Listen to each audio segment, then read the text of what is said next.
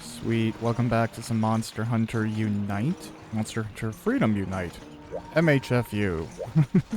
Which sounds like an insult if you don't know what it is. We're gonna dive into some more quests here. I've been kind of debating what I want to do armor-wise, and I think I'll just keep on going through the small things up until maybe even the Daimyo Hermitar, because I don't know, I feel like Daimyo Hermitar and Plesioth, to beat those I need bigger armor sets. Like what I'm wearing right now is not going to work, or it's going to make it tougher than it needs to be more accurately. But I could get rid of all these small quests and save up money, and then potentially go and try out getting the Kongalala or the Gypsyros. So that might be the way to go, but we also do have to get through rank 3 quests, so we'll work on this one. I don't think I remember to eat, but that's okay. This isn't going to be a dire quest. I think I'm just killing some of the monkey things. The Blongos. And that shouldn't be too bad. I can imagine because it's a 3-star quest, there might be bigger stuff out there right now. Who knows? Kind of curious if I can get an antler, because I feel like I need this for some reason.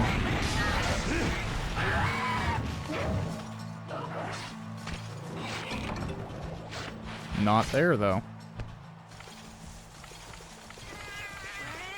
Okay.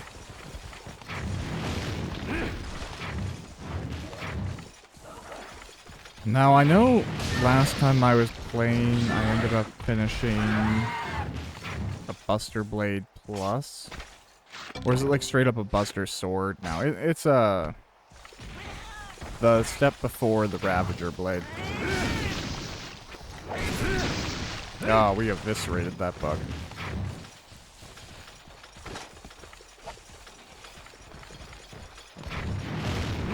Yeah. That's the one that gets to tell the tale, I guess. Now, we don't really have any qualms with these folks. So we'll just proceed on through.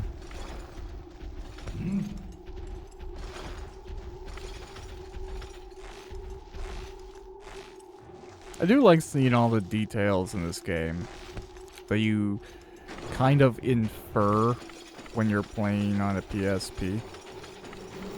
You know, that little screen. And, you know, there's a Vita release for Monster Hunter Freedom Unite, which I think was pretty beneficial. Mostly for the ability to control the camera a little bit easier. But I never played the Vita version. I've only played the PSP version. That's what I own, that's what I play. And I think they're basically the exact same with the addition of some control scheme changes, and you know, it's possible to implement those yourself nowadays. But back in that old PSP resolution, you couldn't really see what your character looked like. You couldn't really see the scales on your armor. You got inferences that they were there. And now when you bring up the original models for all the graphics, you can tell that the people who were doing this work really knew what they were doing, and they put in that detail. But that's the weird thing about video games. It's like sometimes you don't get to show off all the detail, even if it's there. There's processing restraints, or you're rendering at different resolutions to make sure that the game is handled on the hardware. A lot of different circumstances that can modify why things don't look as good as they could.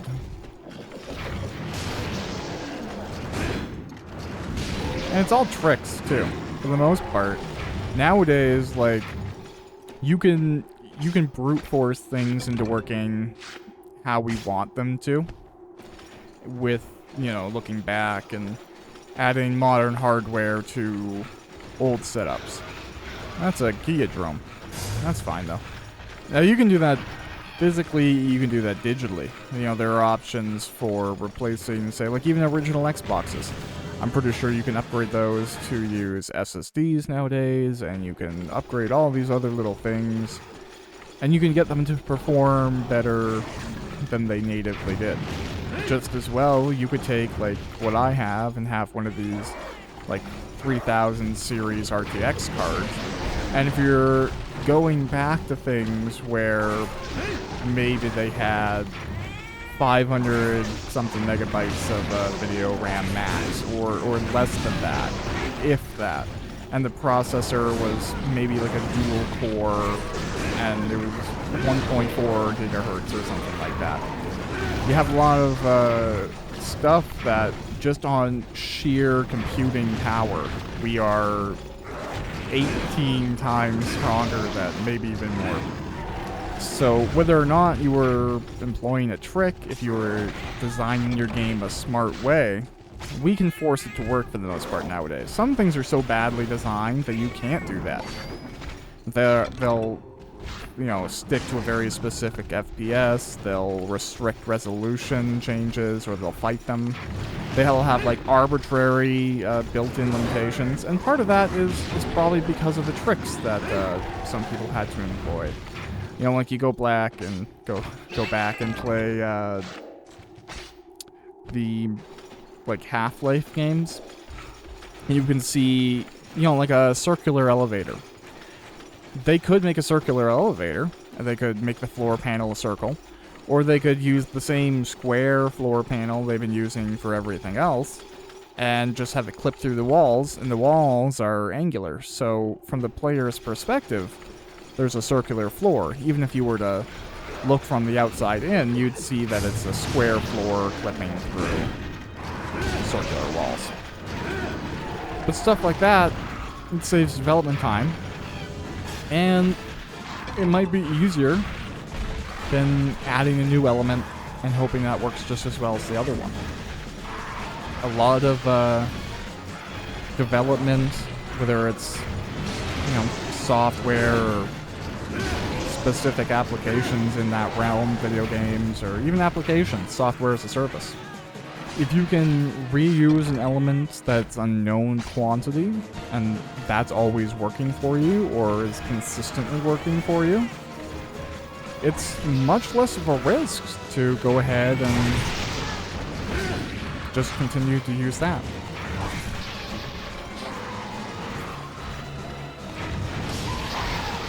And I don't know, I might as well just fight this thing.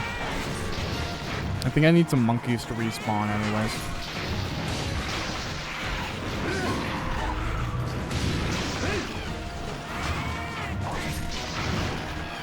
Now, I wanted to drop that, but whatever.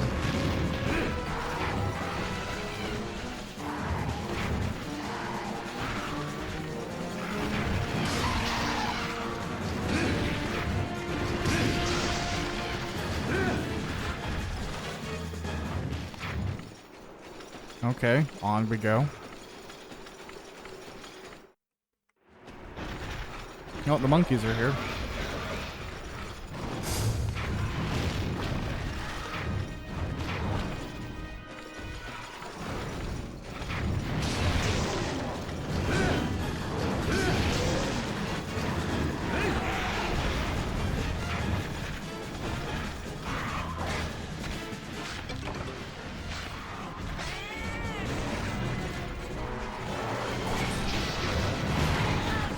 Oh, I'm sorry, Bok Choy.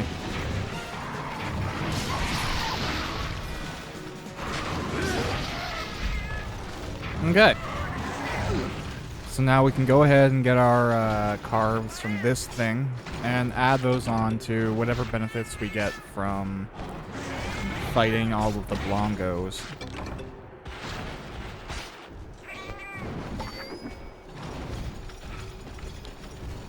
And I don't know, I don't think that's going to increase our reward, but it gives us stuff that we could sell, so in a creative way of thinking it does. Cool, and we'll take this too. all of this serves the purpose of ecological disaster? No, preventing the ecological disaster brought on by these monsters who are minding their own business. Right? I think that's it.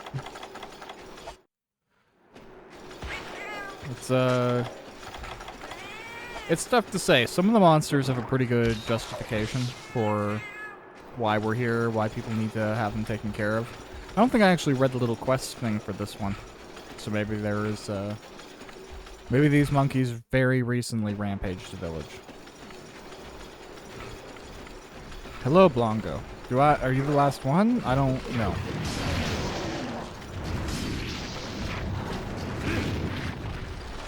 Let's see. I could have the hot drink, but we don't need it. I'll just shiver. Shivering is actually a really interesting principle. Because, like, okay, it's a little bit of a diatribe, but I remember I was reading once where somebody said that one of the reasons that Spider-Man can wear his suit, which is like a lycra type of thing, it's like very thin, with the exception of the MCU one, or at least the Iron Spider MCU one, which has like a built-in heater. Yeah, I don't know if the regular one. Either way, the comics one, where it's just like a dude in a suit that he sewed himself out of spandex and stuff. Because he has super strength, shivering is a principle of the muscles like contracting and shaking and causing heat as a result of that contraction movement. That's why you do it when you're cold. Your muscles are trying to heat themselves up by moving a whole bunch and generating energy and getting heat into places. But if you have super strength, you also technically have super shivering. So Spider-Man can just shake super aggressively and stay warm in the winter. At least that's the theory.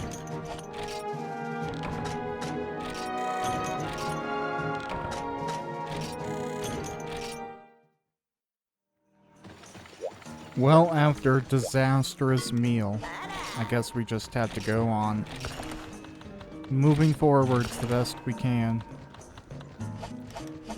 Cool. So, oh yes indeed, it seems I can leave lots of things up to you, can't I? Yeah, you can indeed. Now, really quickly, I should read this. The palatable Blongo can be made into various pieces of armor that are useful in everyday life.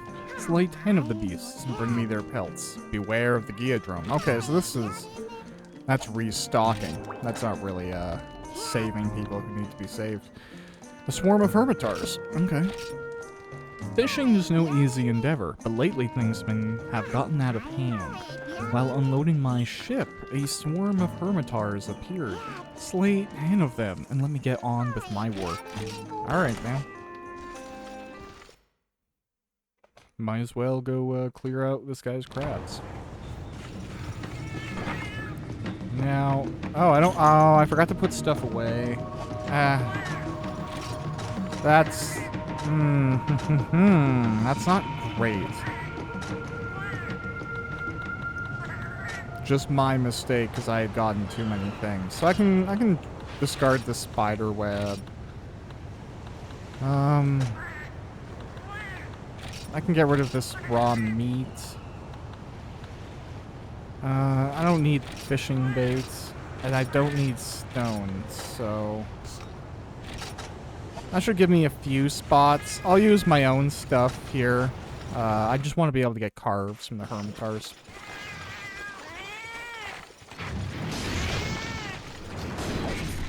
Oh, and I don't have a map, but honestly, I can only imagine they'll be, like, on the beach, so that's okay. Yep, I have the right species. Got some Carpathian brains. I think a Carpathian is just a crab or shelled creature. Like, I think lobsters are the same. I'm not an animal species master. and less so when it comes to marine life.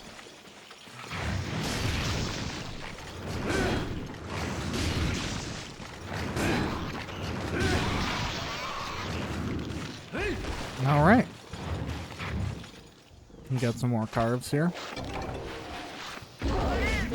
Oh. Okay, hi. I got tooted on.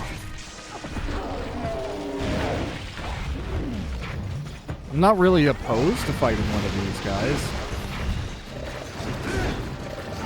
And I think it's because I'm kind of considering making this armor. So maybe this is a step in the right direction.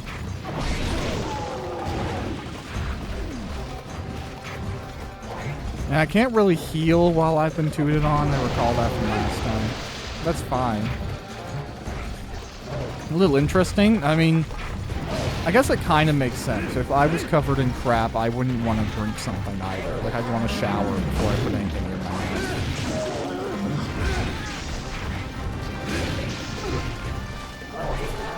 And I think the item that fixes this is literally called, like, Cleanser. Oh, I zigged when I should have zagged.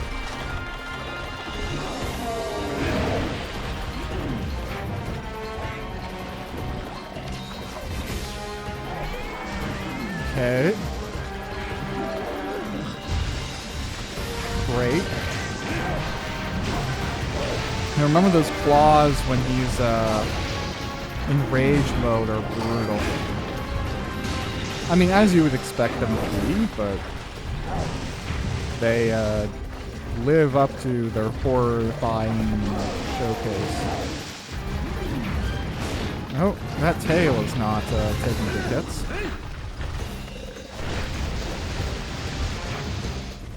I cannot express just how much better the game is to play when you can use your analog sticks to move. Playing the PlayStation 2 one, attacking with that analog stick, oh my god. That probably I complained about that more than I did anything else in that game when I was playing it.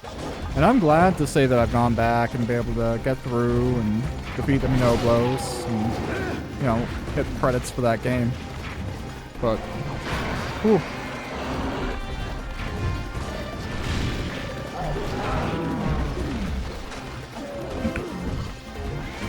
Now, I don't want a cart doing this involuntary hunt. So, I'll use some of my stuff.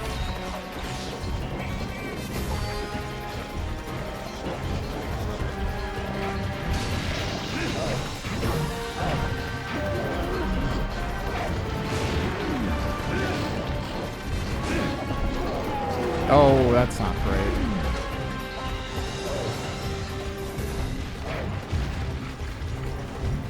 Okay. Great. Alright.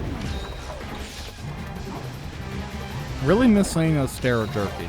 That's one of my favorite items in all of Monster Hunter. And I'm one of those people that really likes to try to keep his health high, even if sometimes it's fruitless. So, yeah, it's a my fault thing, but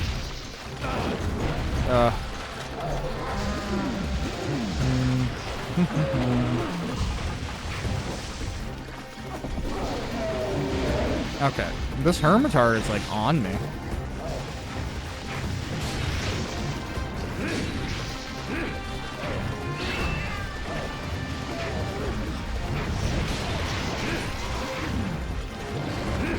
Okay.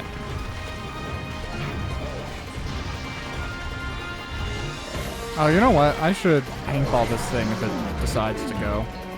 Gotta look the right direction for that to work, Josh. There we go. Paintball him right in the butt.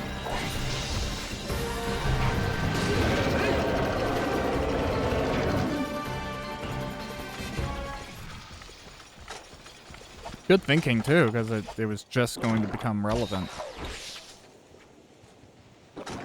Now again, I know this is a crab hunt, it's become a monkey hunt, but sometimes you just gotta take the opportunity to get stuff when you can in Monster Hunter. I don't have any rations on me, but that's okay.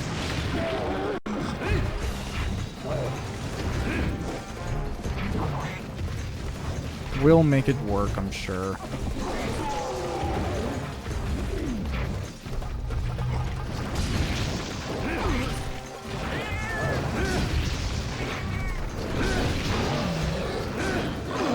Oh, okay, he's just gonna scream. Oh, yeah, I could have just stayed still and I think I would have been fine. It was my desire to move that got me in trouble.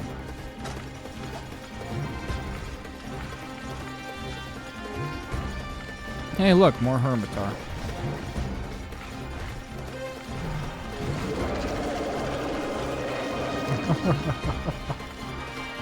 I love the sounds he makes when he's, like, running away.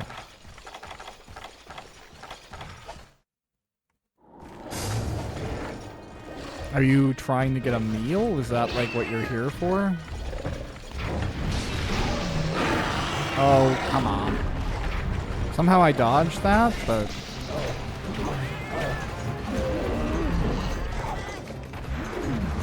okay. Wobbled a little bit too much there.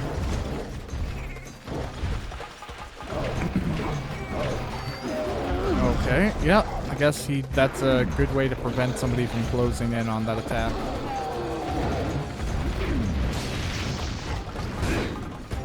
Oh, I got a next so I can get out of the way.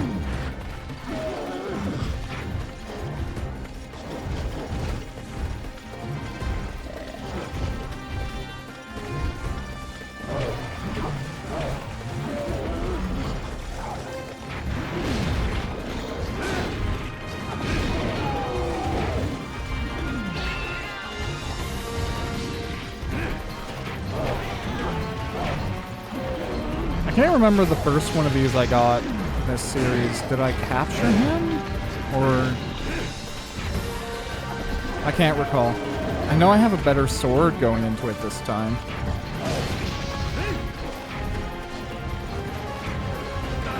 Ooh. Not ideal. So let's just get out of there. Let him fall over. We might as well try a hit.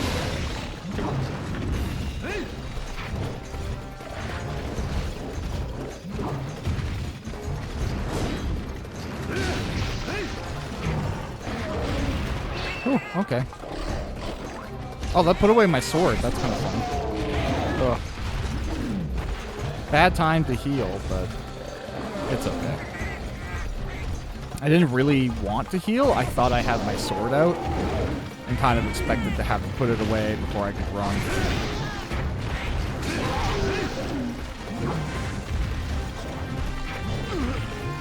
Oh, no, don't want to be in here.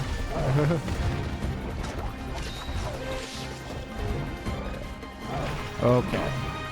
You're into a flippy flop. Great.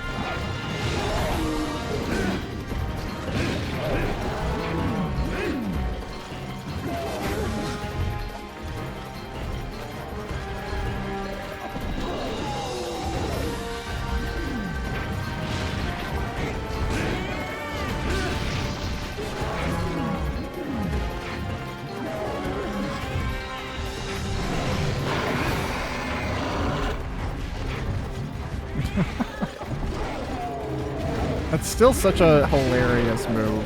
You know, what a design choice.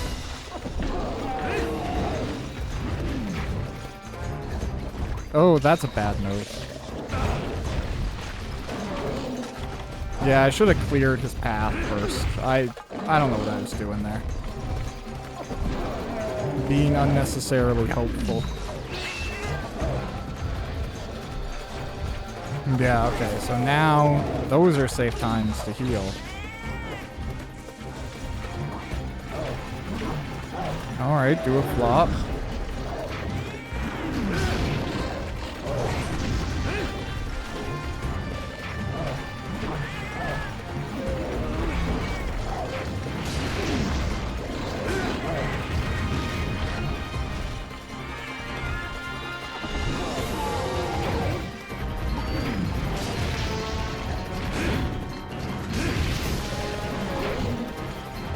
Okay, I feel like this one's been going on for a little bit with a reasonable amount of good damage.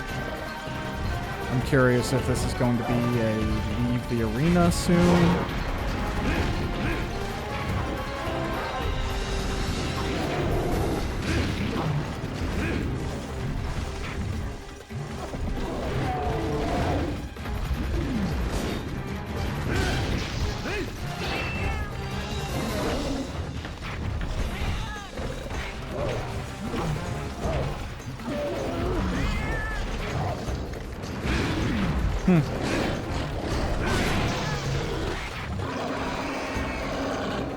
Yeah, is this, where are you with your stuff, mister?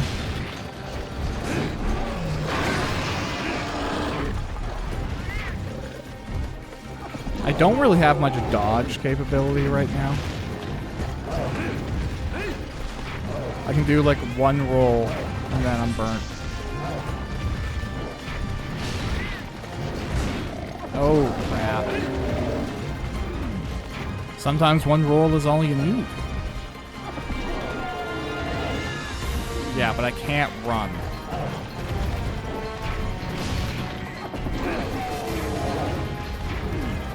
So we gotta be really cautious of that inability to go fast. Okay. I feel like we can get in one here. Maybe we can cautiously get another.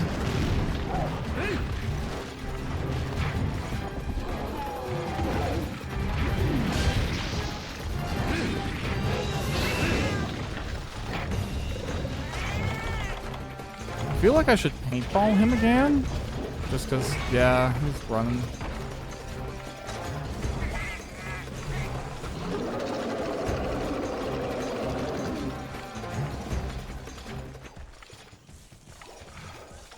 So I don't really know where that is. I think this takes me back to base here, though.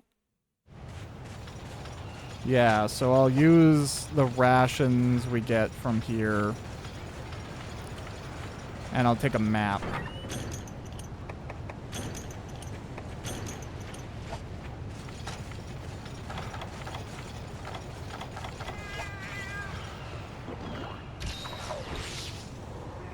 Cool. Because, you know, now I'm committed. You gotta finish what you start.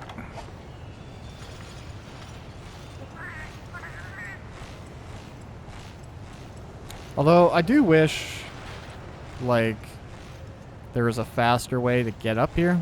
I mean, I could run around. I could have... No, this looks to be about the fastest way from 1. Unless there is a secret that I don't know about. And it could be. Again, these are the maps that I have spent not a tremendous amount of time on. At least, not as much in comparison to some of the other games. Which is, of course, part of the reason that I'm revisiting it. Start with the stuff that you know the least.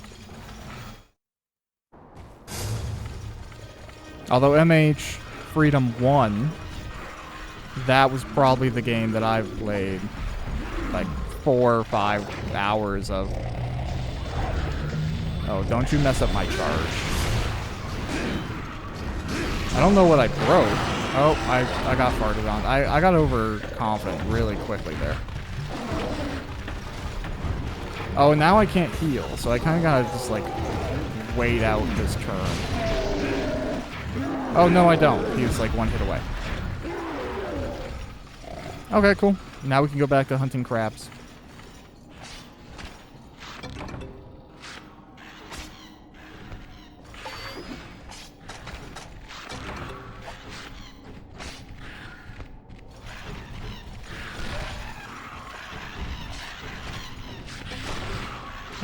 Okay. We can exchange with 1 herb. Yeah, why not?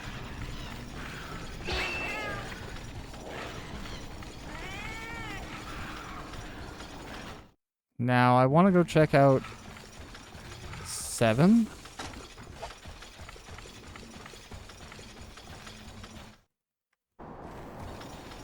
No Hermitars. That's probably the thing I've been doing the least of in this quest, yeah.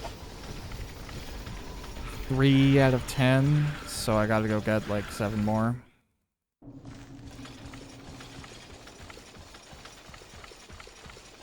That's okay. We got 1 here. I imagine there are some on the island. We'll go get all of our crabs.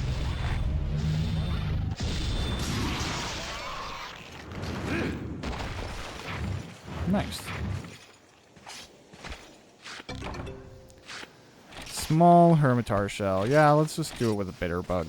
We're getting lots of those, and a little bit more renewable, given we have a farm that supplies them.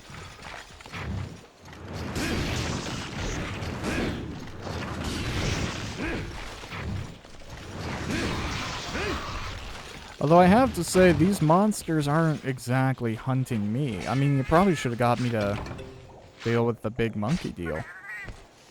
These dudes, they're minding their own business. If you're a fisherman who's getting bothered by them, I don't know.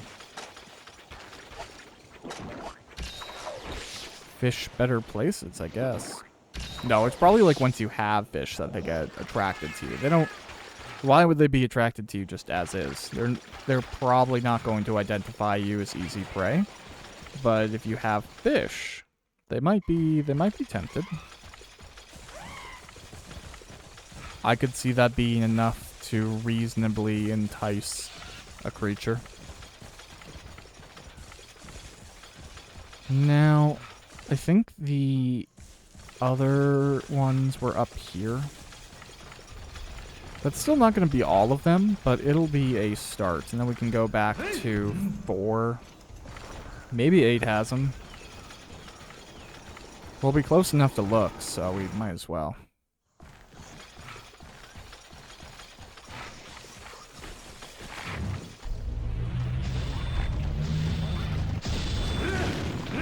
Oh, the crab did crab stuff.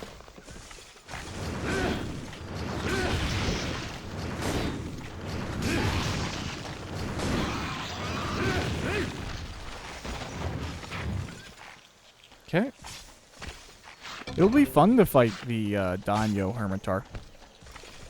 Kind of one of those monsters that we haven't really seen brought back into the other editions, which is interesting, because you'd think it would fit in somewhere like Monster Hunter Tri.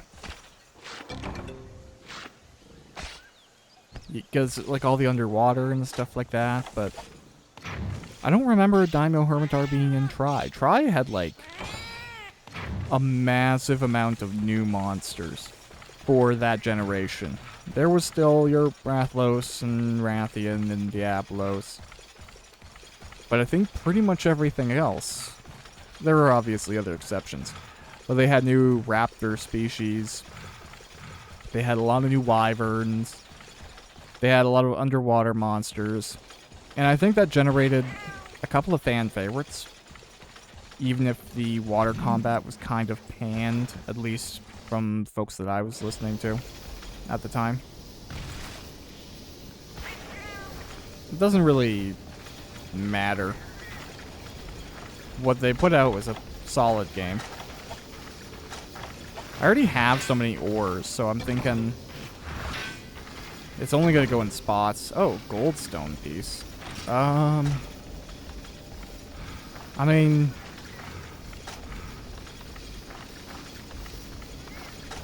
yeah, I don't need a map.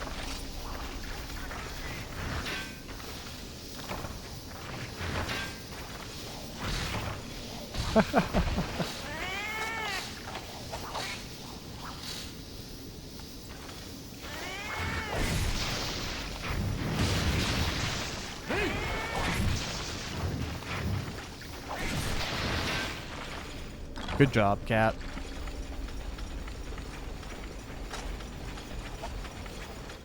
Okay. I think we want to go down here and then just patrol the beach again. What else is there to do? Just got to get 3 more.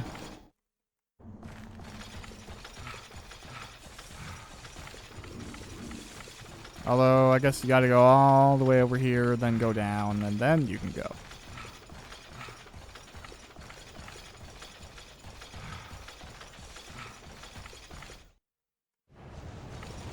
Okay. There's some honey here. This guy. Hi, guy. In my mind, I've always called those the veggie elders. That's what, like, I remember reading way back in the day, and I've never questioned it since. I just went, yeah, some notepad forum basically said that that's what they're called, and that's what they're called now.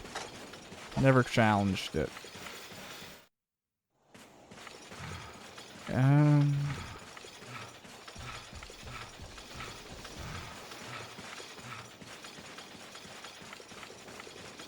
I think I've even had to do a quest like this already. So I'm glad that they're respawning in some places.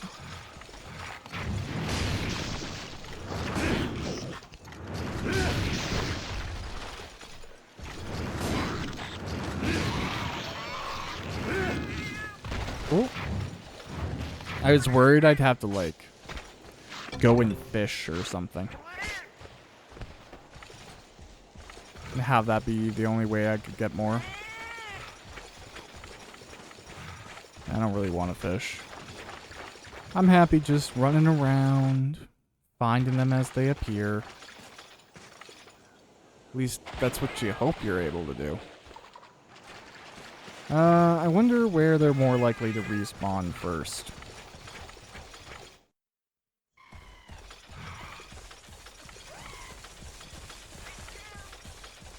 Because I don't think it was...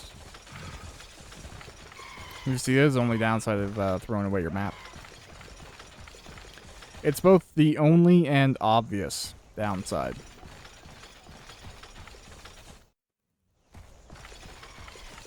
But it's okay. We'll have to wait for the respawning anyways, so... Adding time in between getting places may very well be for the best. Can you mine this? You can. I will both get a stone and immediately throw it away. Stone, crap, iron ore, perfect. Iron ore, love it. Yeah, we don't need the stones. We'll replace those the second we get something valuable, but... Oh, wow. Good vein.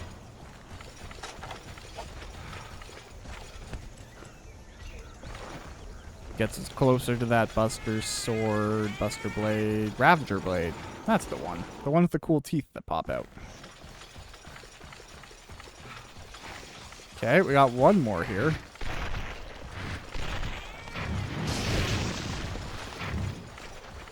A little concerned where we're going to find the last one.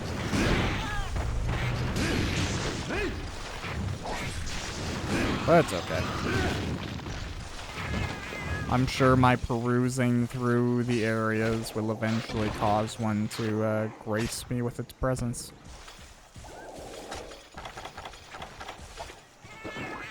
And until such a time... You know, I got a cat. Who doesn't want a cat to chase you? It's like... I feel like it's a pretty easy thing when it comes to... having a dog do that. Not the same world with cats. Although I live in an area where a disproportionate amount of people walk their cats. And I think that's cool. Like, I don't have an issue with it. I just think it's fascinating. Just as much because, like, the cats seem to want to go for the walk. Like, they're very clearly enjoying themselves. You wouldn't think that, all the cats would be that way. I definitely have some cats that, or had some cats. They liked being outside, like, you know, on the front lawn, they'd smell some grass and stuff like that. But they weren't really equipped for high-level survival.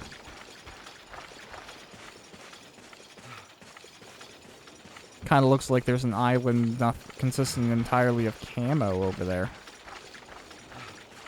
It's kind of funny. Yeah. Is there... I don't think there is another beach. This isn't a way to anything, is it? No. Are there any of the Huromatars here? Didn't think so.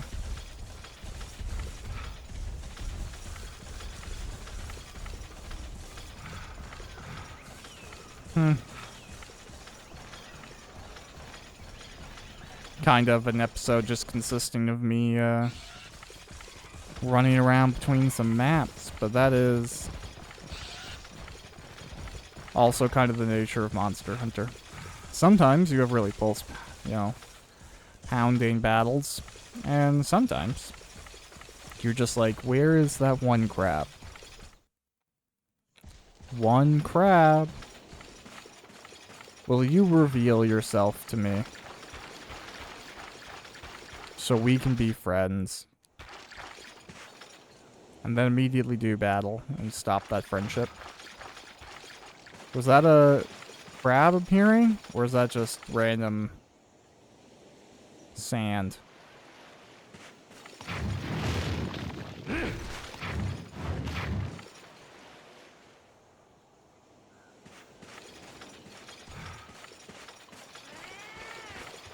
The one time... Oh, hey, I was right.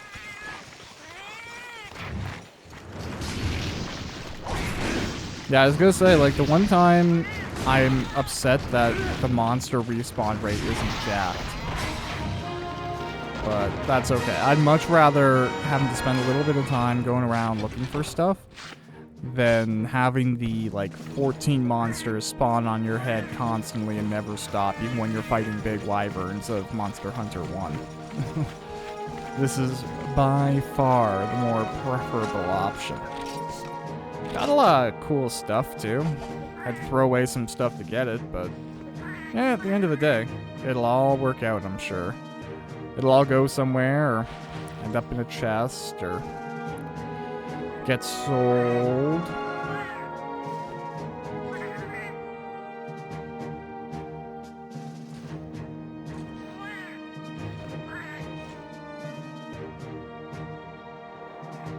Just kind of waiting on the quest to end here. Isn't that right, Bok Choy? Yeah? Yeah, that's right. Alright. No real complaints here. Handling a few of the quests. And then we also got some of the big guy stuff too, which is nice for armor.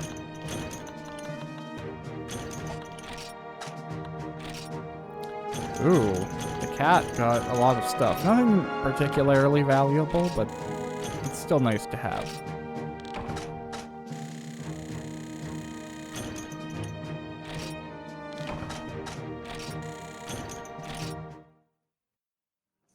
Apparently the game doesn't like what I think food combinations should be. Whenever I'm like, oh, this would taste really good with this, like, you know, onion and some steak, like, yeah, of course. No. Horrible, apparently. The worst thing you could make. Offends everyone who sees it. Alright, so we have some info here. We could do the conga mail. Or, no, the conga mail is by far better than the Cephalos. The only thing kind of better is the Kezu mail. And, I don't know, man. Okay, Blade Master. They both set us up with some pretty bad fire resistance. This one has better thunder resistance, though. Naturally. And better water resistance, so Kezu is effectively a bit better than Conga. But, can we make... How much Conga can we make? We can get a Kezu helm. That's kind of cool. Yeah, I've always remembered that being a sweet-looking set. Oh, yeah, you can... change the color on it if you have alluring hide. Oh, that's a pretty cool helmet. Huh. Yeah, that's a neat one. Alright, so maybe we could do some Kezu stuff. Work towards that. Thunderbug we could do.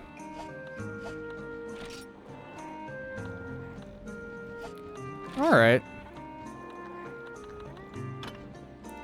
Yeah, missing Bullfango pelts. So we'd have to take care of a few Kezu and get some Bullfango. But maybe let's commit to getting the Kezu armor. So to begin that process, I'm going to get the helmet. I'm going to equip it. Wear like a cool hood. And let's improve it by 1 as well.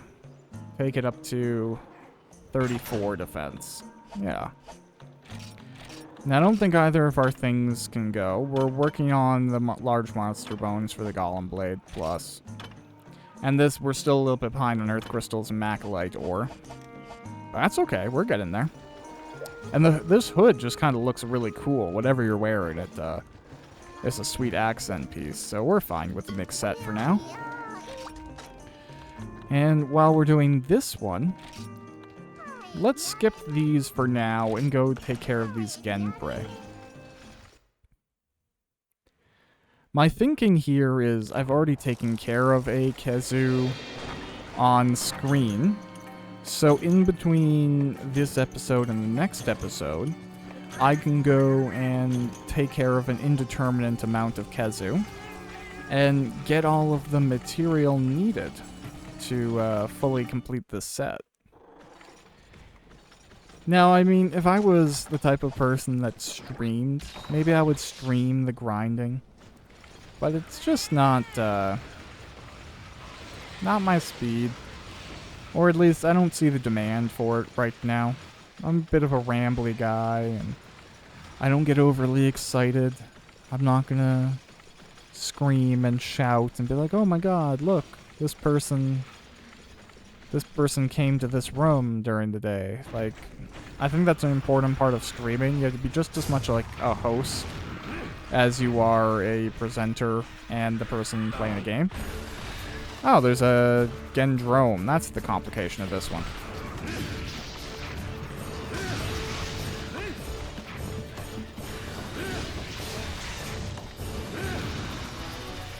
But for me, when I'm doing this, I just want to be a presenter and a person playing games. My tremendously antisocial nature is just like, having to talk to people directly would kind of make it worse for me. I respect the people who are really, really good at that. And I think sometimes it can be really fun to be live. I'm not going to deny that. You know, doing like interviews, doing large-scale interactions, doing stage performances, that can be a blast. I think it just for the purposes of playing video games. I think it's just as well because of how I consume this sort of content. I don't always have the availability that streamers have. So if I want to like watch something or pause something, get to a certain point there, and enjoy it on my own time, you feel like you're almost missing out. Because I think part of the benefit to streaming compared to like Let's Plays is to get to interact with the person, obviously. If you have questions, you want them to try and like do something, you can ask or request that to happen. And you can be talking to the other people who are watching it as well, which is fun. But if you just kind of want to watch somebody do something that they have an idea about what they want to be showcasing, streaming is a little bit too ad hoc, and that's kind of where I fall. Nothing in the world wrong with it. I just kind of, you know, if a Let's Play, from my point of view, is showing the game how you enjoy playing it and cutting out maybe the loading screens and the unnecessary little bits or the stuff you've seen 10 million times before to create a more concise presentation. That's Let's Playing, and then you have streaming, which is showing all that stuff. It is not just an idea or a showcase of what you like about the game and what's cool about it and what you want to show off about it. It is showing off the process of playing the game in entirety. I try and cut stuff out where I feel it's irrelevant. And, you know, maybe it's just like, you don't want, like, filler in your content. That's kind of the way I see it. What do you want to watch? Like, the anime where every single episode there's some plot progression?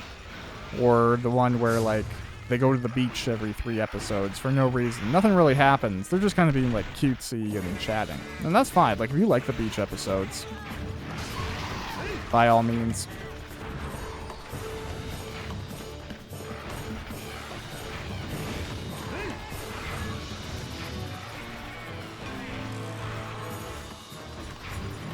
Come on, I'm not even supposed to be hunting you. I just can't resist. I literally... Okay, cool. Now we'll go get all the little guys, which are 15 left, which should be fine. I'm not worried about that. Although I'm thinking they might be through here and on the other side. Best chance.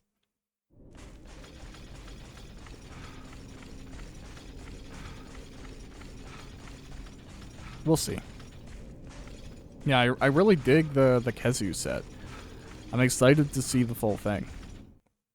If I recall, you end up looking kinda like a dude from Assassin's Creed. Because when this game was coming out, I think Altair was the main assassin that everyone knew. I think maybe 2 had come out by the time Unite was out. At least in North America.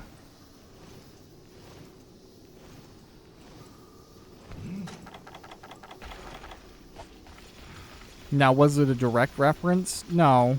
You look at anime or a lot of Japanese media, there's a lot of dudes in white cloaks that cover their eyes and kind of have like overlapping folds and belts and stuff like that. That's by no means unique to Assassin's Creed. But it is cool to kind of imagine you are from that universe doing your best in this one. Which is a fun concept that I think it's funny. I think that was the idea of the movie that they made based on Monster Hunter, which is kind of sacrilege to talk about. In my opinion anyways. I'm more upset because it was the dude who makes it, who directed that movie. He has like a thing for just ruining video game translations, but making good movies with bad translations. So I think he keeps on getting projects, because like you look at Resident Evil, another really, really great game. However, the movies with Mila Jovovich, or whatever her name is, they're really fun movies. They're good action movies, they're good horror movies, they have fun characters. In parts, they're shot kind of well. They even have, like, some of the camp that is really persistent in Resident Evil, and it does that well. Yet, if you look at it from a story perspective of, is this a good Resident Evil story? No. It self-inserts a character into the lore, gives her, like, crazy powers that, while not unprecedented in the canon of the series, kind of feel out of place.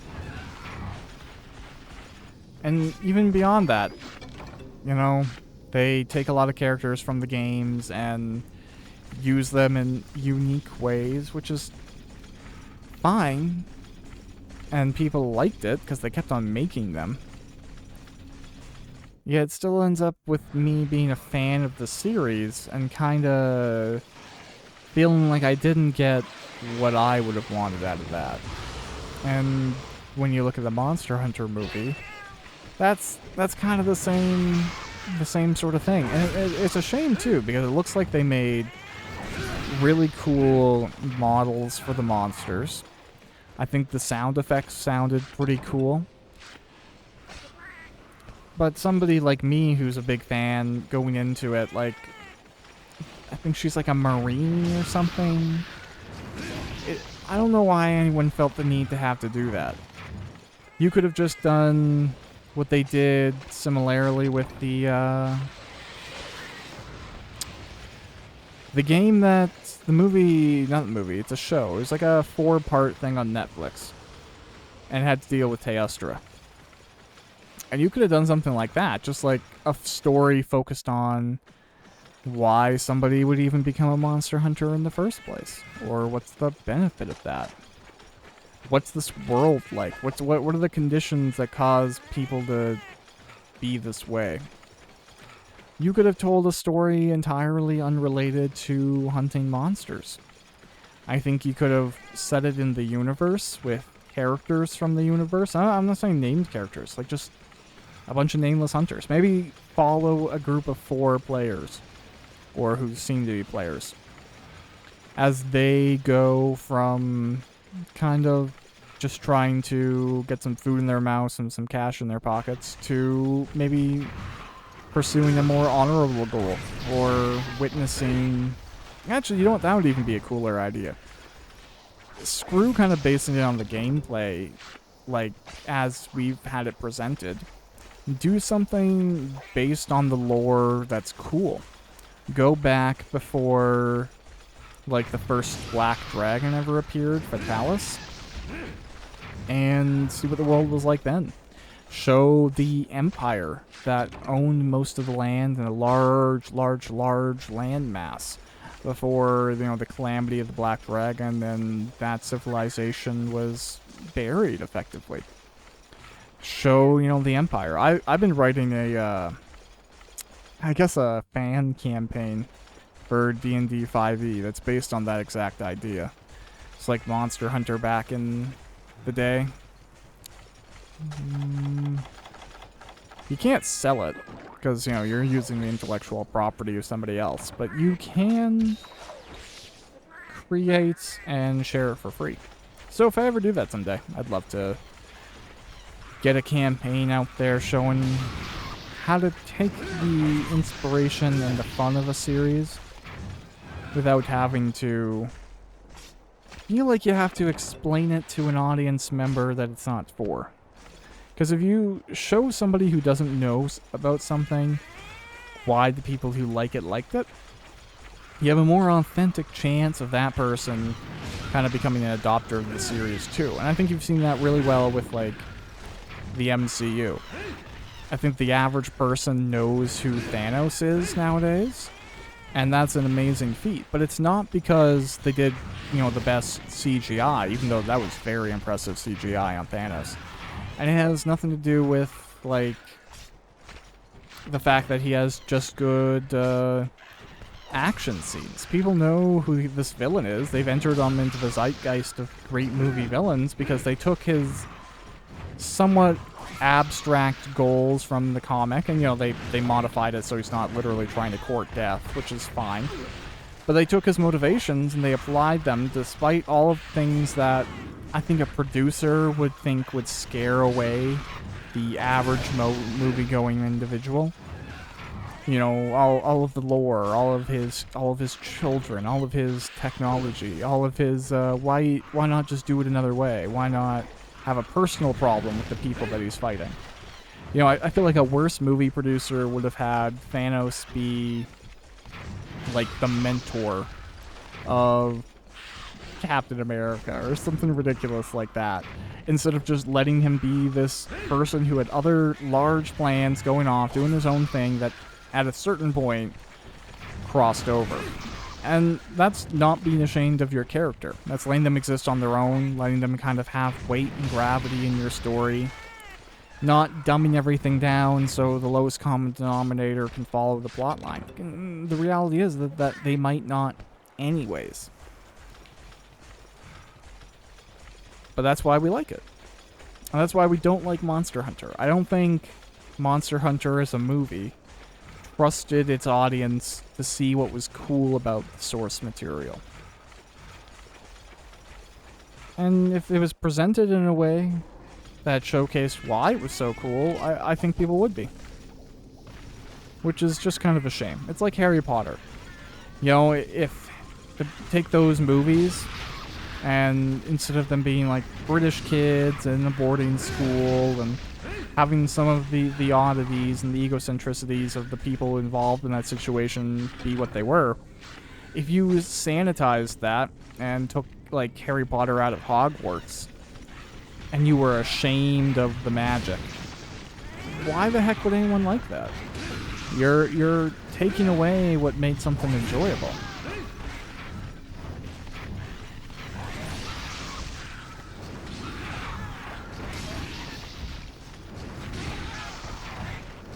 Oh, I'm sorry, cat. I'm just wailing on you.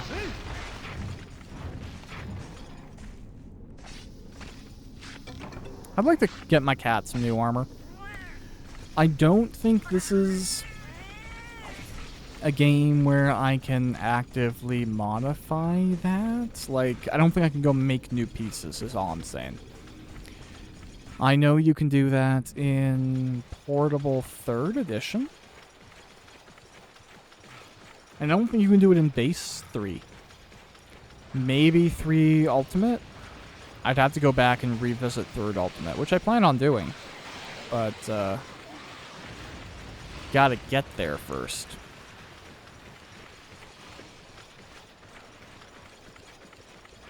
That mirage effect in the distance is pretty great.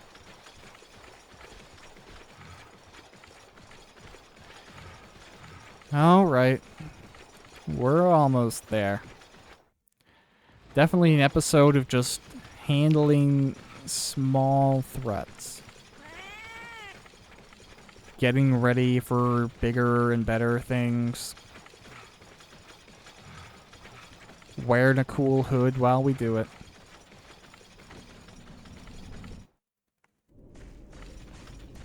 Were there... I thought there was like at least one in here.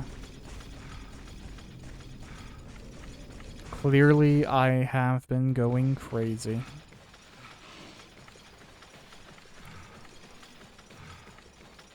Are there some up at 3?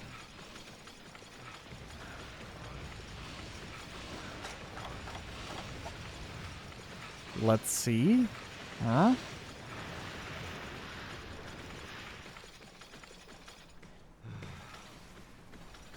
Better than carrying eggs through the desert, though, I'll tell you that much.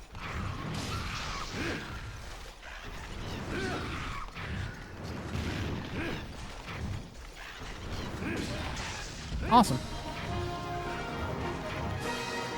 Well, that concludes all of the hunting right now.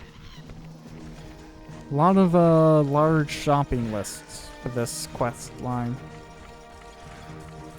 But that's fine. We're skipping to the big hunts, and definitely hoping that they'll be reasonable next time around. Great question. If we get Kezu armor, I feel like the Daimyo Hermitar is a definite sink.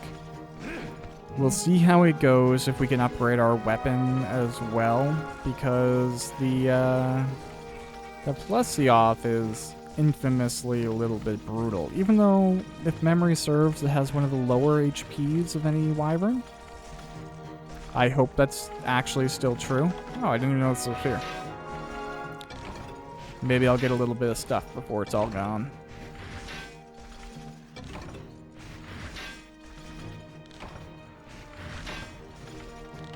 Quest complete.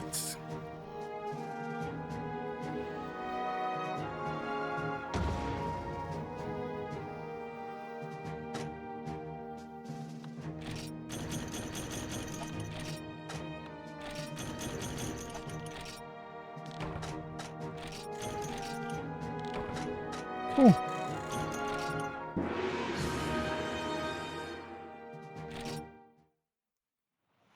Well, with a little bit more mining done, I'm going to refresh my stock so I don't forget about it next time.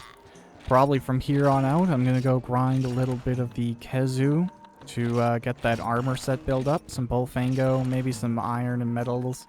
try and get ready for the rest of the 3-star Monster Hunter quests here in Monster Hunter Freedom Unite. So, after repeating the name of the game twice, Monster Hunter Freedom Unite 3 times. Nah, I'm kidding. Have a good one, folks.